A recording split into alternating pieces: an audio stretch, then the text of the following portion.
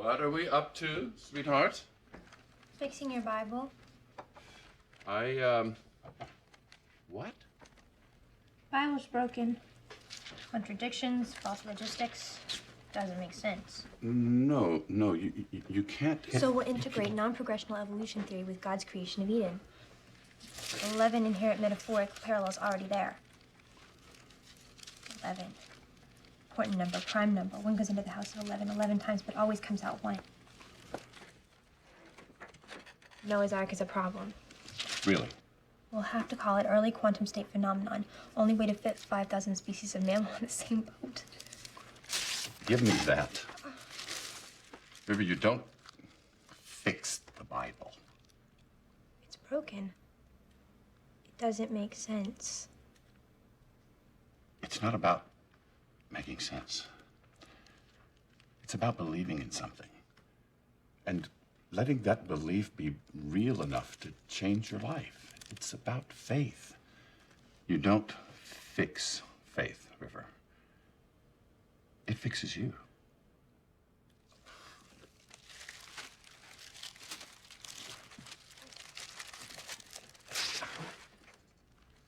You hang on to those then.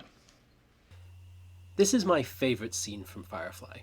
Not only is the chemistry between these characters excellent, but the scene contains some beautiful subtext, symbolism and foreshadowing. Now you might think I'm reaching, but in my opinion, whether intentional or not, this short scene contains the outline of the 2005 movie's main story. So I think it's inarguable that this scene is a very beautiful, if apparently inconsequential moment between River and Shepherd Book. It's really nice to see River having a significant interaction with a character that isn't Simon for once. We probably get the best insight so far into how River's brain works, and we see Book exercising patience for a girl that he knows isn't quite right and doesn't mean anything malicious by tearing up his Bible, despite his obvious annoyance. It's very beautifully acted by both Summer Glau and Ron Glass. But what I really like about this scene is the subtext and the symbolism here. Yes, on a surface level, River and Book are talking about the Bible, and whether it matters that its contents make literal sense or don't. But what the scene is really talking about is River herself. The Bible is a metaphor for River. Watch this bit again. River, you don't fix the Bible. It's broken. It doesn't make sense. Could there be a better description for River herself at this point? Throughout the series, River talks in riddles that are rarely understood by the other characters. Not only do we know that River's brain has been addled by the Academy, but be in no doubt that River herself knows this as well. She's fully aware that she's not well. Look at this moment from 2 episodes earlier in Safe. I get confused. I remember everything. I remember too much. And some of it's made up, and some of it can't be quantified, and there's secrets, and... It's okay.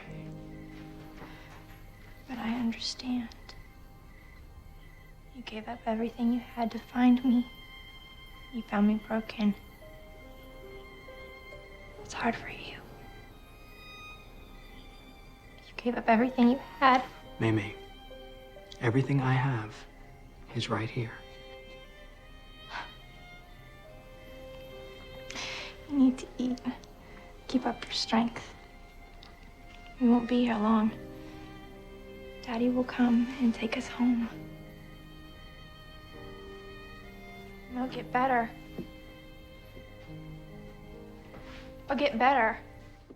River knows that she's broken, and indeed her arc between the first episode up to the end of the movie is about her trying to put herself back together.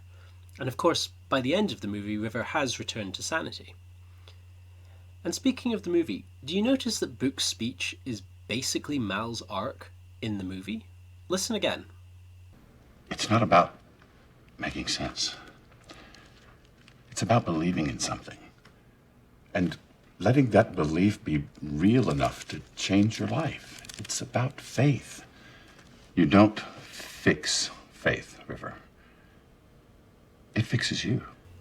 In the movie, Book implores Mal to find something to believe in, because only with the strength of true belief will Mal be able to overcome the operative. Mal discovers the secret of Miranda and the Reavers, and his belief in a higher purpose is restored. Mal lets that belief be real enough to change his life, as we see in this pivotal scene that Mal chooses to stop running and to face the Alliance head on. So no more running. I aim to misbehave. While Shepherd Book finds his faith through the Bible, what is it that guides Mal to his belief? What is it that brings Mal to Miranda? It's River. River is the broken thing that doesn't make sense, that nonetheless guides Mal to the end of his character arc, to the point where his belief is restored. Miranda. So yeah, I really like this scene. Great writing, acting, subtext, symbolism, and foreshadowing. Whether intentional or not, I think it's superb. I originally wanted to discuss this in my video essay about Mal's character arc, but it was a little tangential for that discussion. I'll put that video on screen in case you'd like to check that one out as well. Thank you for watching.